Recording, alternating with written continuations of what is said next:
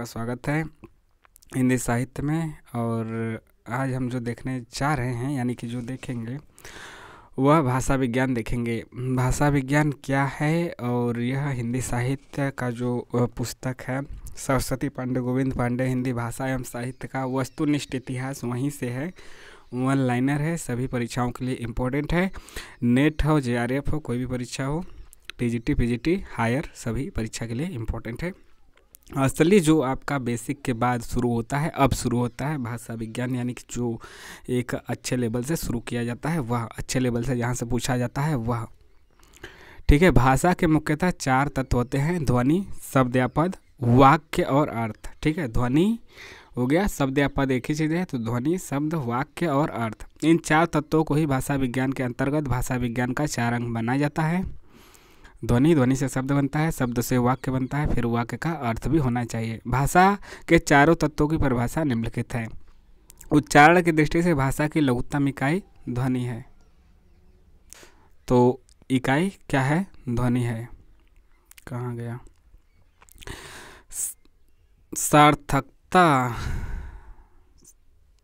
सार्थकता की दृष्टि से भाषा की लघुत्तम इकाई शब्द है। यहाँ पे थोड़ा थोड़ा बारीक अंतर है। उच्चारण की दृष्टि से भाषा की लघुत्तम इकाई ध्वनि है। सार्थकता की दृष्टि से भाषा की लघुत्तम इकाई शब्द है। भाषा की व्याकरणिक योग्यता प्राप्त लघुत्तम इकाई पद या फिर रूप है, यानी कि वाक्य शब्दों का वाक्यों में प्रयोग क्या कहलाता है? पद कहलाता है। तो भाषा की व्याकरणिक योग्यता प्राप्त के आधार पे और सार्थकता के आधार पे शब्द है। उच्चारण से ध्वनि है। भाषा की व्याकरणिक योग्यता से पद या रूप है। भाषा की पूर्ण सार्थक इकाई वाक्य कहते हैं। जब लग जाए पूर्ण सार्थक इकाई तो वह वाक्य हो जाएगा। चारों का अलग अलग परिभाषा है, याद रखिएगा। ध्वनि विज्ञान, ध्वनि को स्वनिम यानी कि फोनिम भी कहते हैं। स्वनिम शब्द संस्कृत के स्वन धातु से बना है, जिसका अर्थ होता है ध्वनि। ध्वनि के 3 पक्ष होते हैं: उत्पादन, संवहन और ग्रहण। उत्पादित होता है, फिर प्रवाहित होता है, उसे संवहन कहते हैं, फिर आप ग्रहण कोई करता है सामने वाला तो फिर वह ग्रहण होता है। ध्वनि का उत्पादन वागेंद्रियों से होता है, उसके संवहन के लिए वायु तरंगे कार्य करती है। इसीलिए तो निर्वात में वायु जहाँ पे नहीं होता वहाँ पे ध्वनि नहीं सुनाई देती, तभी तो कहा जाता है अंतरिक्ष में और जगहों पे ध्वनि ट्रैवल यानी ध्वनि संवहित नहीं हो पाती है। वहाँ पे आप नहीं बोल पाते हैं, बोलेंगे तो नहीं सुनाई देगा या बहुत धीमा सुनाई देगा, एकदम सटा के बोलेंगे तब।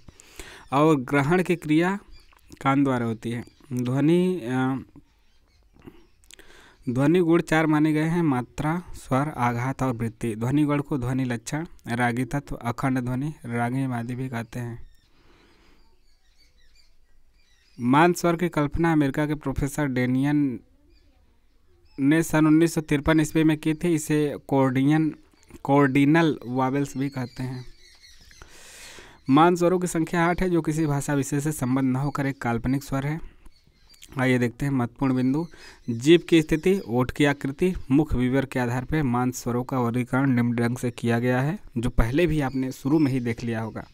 जैसे ई है, ई मुख विवर के आधार पर समृद्ध है। जीभ की स्थिति के आधार पर आपका अग्रभाग है, जीभ के अगले भाग से बोला जाता है। ओठ की स्थिति के हिसाब से अवृत्तमुखी है। जैसे ई मतलब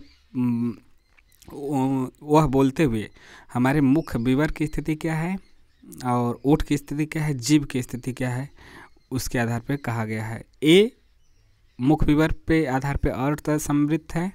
जीभ के आधार पे आपका अग्र मुख विवर मतलब मुख के स्थान, मुख में जो मुख आपका कैसा बन रहा है, ऊ आ ऊ ऐसे बनता है ना, गोला चौड़ा मुँह ऐसे, मतलब वही दिया है। अर्ध समृद्ध बनेगा। ए मतलब अर्ध समृद्ध, आधा वृत्त बन रहा है, अर्ध समृद्ध। फिर अग्र जीभ की स्थिति के आधार पे, फिर ओठ की स्थिति पे आधार पे आपका अवृत्तमुखी। इसी प्रकार से ए अर्ध विवृत्त, अग्र अवृत्तमुखी, अ में मतलब वो आपका लगा हुआ है ऐसे वाला, विवृत्त अग्र अवृत्तमुखी। आ विवृत्त पश्च वृत्तमुखी है। ओ अर्ध विवृत्त पश्च वृत्तमुखी है। ओ अर्ध समृद्ध पश्च वृत्तमुखी है। बड़ा ऊ समृद्ध है। ऊ पश्च है, पीछे से आ रहा है और वृत्तमुखी है। ऊ ओठ की स्थिति क्या बन रही है, ऊ बोलने में पूरा वृत्त बन जा रहा है। मान स्वर को प्रधान स्वर, मेघ स्वर भी कहते हैं। गौड़ मान स्वरों की संख्या 7 है। स्वनिम को ध्वनिग्राम भी कहा जाता है, जो अंग्रेजी के फोनिम का रूपांतर है, किंतु भारत सरकार के परिभाषिक एवं तकनीकी शब्दावली आयोग ने फोनिम का हिंदी अनुवाद स्वनिम माना है। स्वनिम को दो भेद होते हैं, खंड यानी सेगमेंटल और खंडेतर यानी कि सुप्रा सेगमेंटल। ऐसी ध्वनियाँ जिन्हें हम स्वतंत्र रूप से उच्चारित कर सकते हैं उन्हें खंड स्वनिम कहते हैं। इसके दो भेद हैं, स्वर और व्यंजन। जिन ध्वनियों का स्वतंत्र उच्चारण नहीं हो सकता उन्हें खंडेतर स्वनिम कहते हैं। इसके प्रमुख भेद हैं अनुनासिकता, सुर, अनुतान, संगम। प्रसिद्ध ध्वनि नियम निम्नलिखित हैं। ग्रिम नियम है आपका, याकोब ग्रिम का है, इसके प्रवर्तक हैं। इनका जो जन्मकाल मृत्युकाल का समय है 1785 से 1863, जर्मनी के हैं।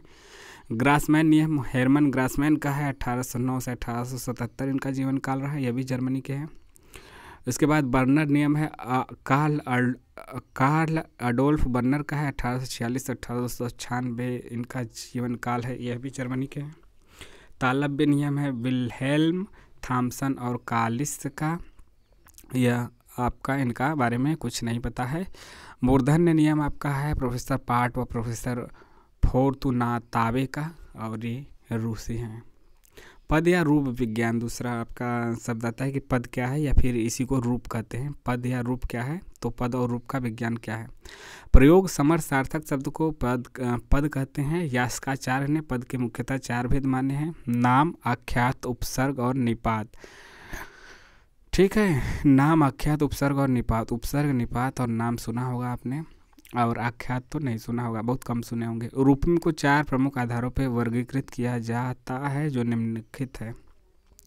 मुक्त रूपिम, रचना की दृष्टि से संयुक्त रूपिम। अर्थ एवं संबंध तत्व इसका क्या है, अर्थ तत्व और प्रदर्शक रूपिम है। खंडीकरण, खंडात्मक रूपिम है। बद्ध रूपिम क्या है, रचना की दृष्टि से मतलब इसका प्रयोग बद्ध रूपिम है। रचना मिश्रित रूपिम है। अर्थ और संबंध तत्व प्रदर्शक रूपिम है, और अखंडात्मक रूपिम है। वाक्य विज्ञान क्या है, पंडित कामता प्रसाद गुरु के अनुसार एक विचार पूर्णता से प्रकट करने वाले सब समूह को वाक्य कहते हैं। क्या पंडित इनका मानना है कामता प्रसाद गुरु का, एक विचार पूर्णता से प्रकट करने वाले शब्द समूह को वाक्य कहते हैं। आचार्य शुक्ल कहते हैं, शुक्ल मतलब रामचंद्र शुक्ल, आकांक्षा, योग्यता और आसक्ति से युक्त पद समूह वाक्य कहलाता है। आकांक्षा, योग्यता और आसक्ति से युक्त समूह वाक्य कहलाता है। पद और वाक्य के महत्व की प्रतिष्ठा को लेकर 2 दार्शनिक सिद्धांत प्रसिद्ध हैं, जो निम्नलिखित हैं। अभिहितान्वयवाद यानी पदवाद, इसके प्रवर्तक हैं कुमारिल भट्ट, और कथन है अभिहितानाम पदार्थानाम अन्वयः अन्विताभिधानवाद प्रभाकर गुरु, इसके प्रवर्तक हैं, और इसका कथन है अन्वितानाम पदार्थानाम अभिधानम। कविराज विश्वनाथ ने वाक्य के 3 अनिवार्य तत्व माने गए हैं। आकांक्षा मतलब अर्थ ज्ञान की पूर्ति की जिज्ञासा। योग्यता मतलब बुद्धि संगत संबंध। आसक्ति मतलब अव्यवधान। वाक्य के मुख्यतः 2 अवयव होते हैं, यानी एलिमेंट, उद्देश्य और विधेय। विभिन्न आधारों पर वाक्य के भेद निम्नलिखित हैं। अग्रांकित हैं मतलब आगे अंकित हैं। अर्थ 8 भेद हैं, कौन कौन है, विधान सूचक, निषेध सूचक। वाक्य के मतलब अर्थ का 8 भेद कौन कौन है, विधान सूचक है, निषेध सूचक है, आज्ञा सूचक है, प्रश्न सूचक, विस्मय सूचक, संदेश सूचक, इच्छा सूचक, संकेत सूचक।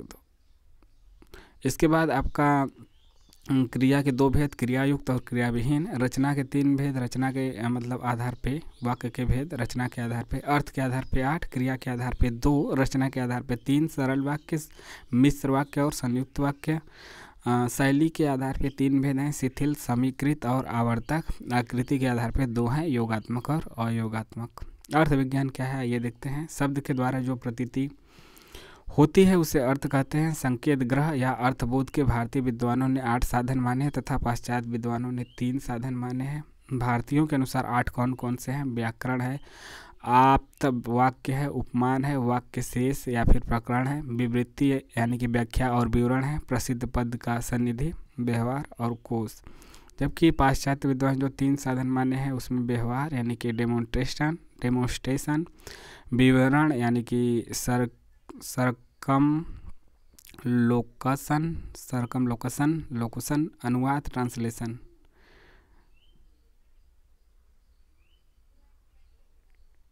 और इसके बाद हिंदी साहित्य कोश के अनुसार शब्द की शक्ति उसके अंतर्निहित अर्थ को व्यक्त कराने वाले व्यापार हैं। हिंदी साहित्य कोश के अनुसार शब्द की शक्ति उसके अंतर्निहित अर्थ को व्यक्त कराने वाले व्यापार हैं। इसके प्रमुख भेद निम्नलिखित हैं।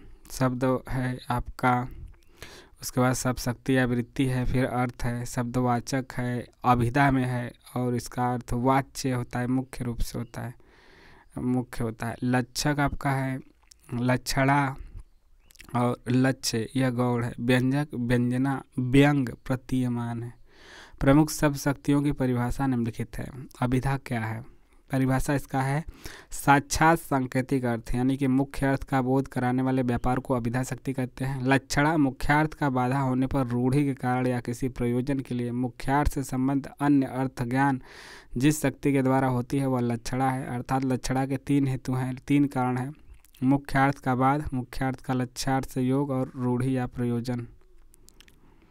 व्यंजना व्यंजना शक्ति ऐसे अर्थ को बतलाती है जो अभिधा लक्षणा या तात्पर्य वृत्ति द्वारा उपलब्ध नहीं होता है। व्यंजना शक्ति ऐसे अर्थ को बतलाती है जो अभिधा लक्षणा या तात्पर्य वृत्ति द्वारा उपलब्ध नहीं होती। व्यंजना व्यापार को ध्वनन, गमन या फिर प्रत्यागमन आदि कहते हैं। पाश्चात्य विद्वानों ने अर्थ के 3 भेद माने हैं, कोशार्थ, व्याकरणार्थ और अनित्यार्थ। शब्द मुख्यतः 2 प्रकार के होते हैं, एकार्थक और अनेकार्थक।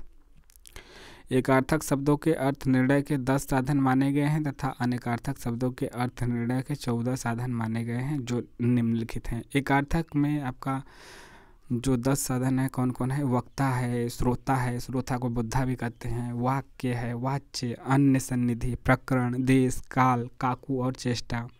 अनेकार्थक में आपका संयोग है, वियोग है, साचर्य है, विरोध है, अर्थ है, प्रकरण है, लिंग है, अन्य शब्द का सन्निधि है, सामर्थ्य है, औचित्य है, देश, काल, व्यक्ति और स्वर है। अर्थ परिवर्तन की 3 दिशाएं हैं जो निम्न हैं। अर्थ विस्तार, एक्सपेंशन ऑफ मीनिंग, अर्थ संकोच, सेंट्रैक्शन ऑफ मीनिंग, यानी कि अर्थ विस्तार, अर्थ संकोच, अर्थादेश यानी कि ट्रांसफरेंस ऑफ मीनिंग। तो 3 चीज़ें हैं, अर्थ विस्तार, अर्थ संकोच और अर्थादेश। अर्थ परिवर्तन की दिशाओं का रेखाचित्र इस प्रकार से है।